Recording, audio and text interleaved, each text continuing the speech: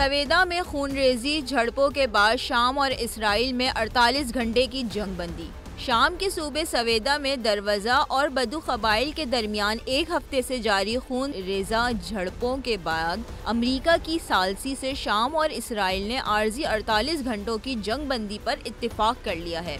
260 से जायद अफराद की हलाकत और 80,000 अफराद की नकल मकानी के बाद सूरत हाल तशवीशनाक हो गई थी।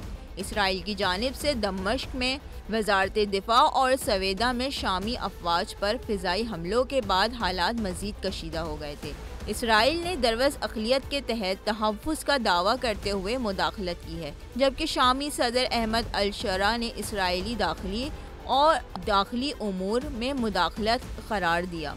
ताहम आलमी दबाव और अमरीका की मुदाखलत पर शामी हुकूमत ने जंगबंदी कबूल करते हुए सवेदा में सिक्योरिटी फोर्सेस तैनात कर दी है। इसराइल ने मशरूत तौर पर शामी फोर्सेस को सवेदा में दाखिल होने की इजाज़त दी है।